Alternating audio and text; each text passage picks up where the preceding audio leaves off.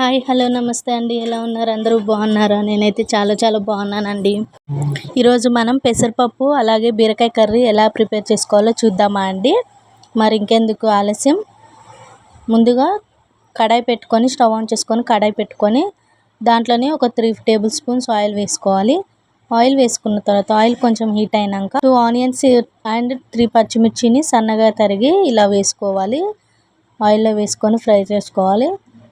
ఇలా లైట్గా ఫ్రై అయిన తర్వాత కొంచెం పసుపు వేసుకోవాలండి. ఇందులోని పసుపు కూడా వేసుకున్న తర్వాత అంతా ఒకసారి కలుపుకొని గోల్డెన్ కలర్లోకి వచ్చే వరకు ఆనియన్స్ని బాగా మగ్గించుకోవాలి.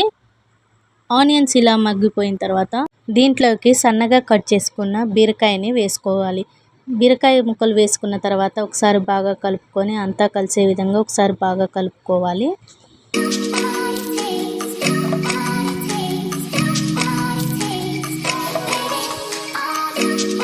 చూసారు కదా, ఇలా లైట్గా కొంచెం మగ్గిపోయిన తర్వాత దీంట్లోకి నేను ఆల్రెడీ హాఫ్ బాయిల్ చేసుకున్న పెసరపప్పుని వేసుకుంటున్నాను.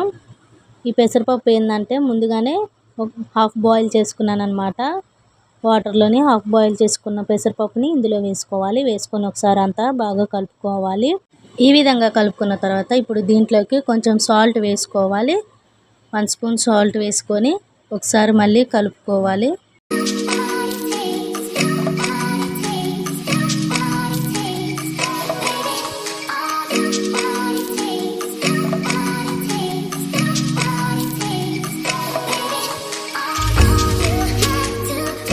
ఇలా మధ్యలో కలుపుకుంటూ కూరని ఉడికించుకోవాలి.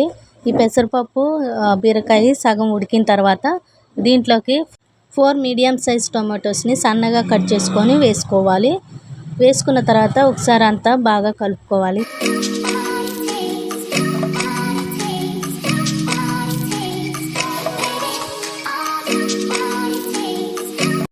ఇప్పుడు ఈ టొమాటోస్ కూడా సగం మగ్గిపోయాయి. ఈ స్టేజ్లో 1 స్పూన్ సాల్ట్ వేసుకోవాలి.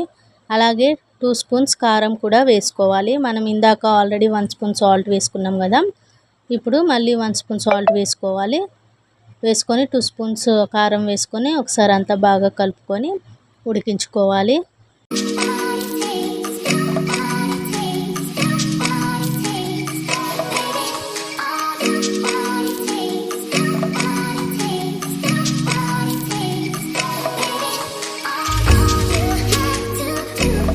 చూసారు కదా ఎంత చక్కగా ఉడికిపోతుందో.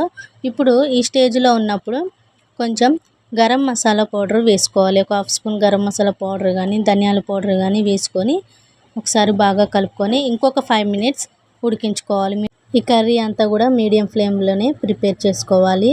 చూసారు కదా ఎంత చక్కగా అయిపోయిందో పెసరపప్పు బీరకాయ కర్రీ. ఎమ్మీగా ఉంది కదండి. చూస్తుంటేనే నోరు ఊరిపోతుంది. ఇంకెందుకు మరి ఆలస్యం, మీరు కూడా మీ ఇంట్లోని ఈ వంటకాన్ని ప్రిపేర్ చేసి ఎలా ఉందో కామెంట్ చేయండి.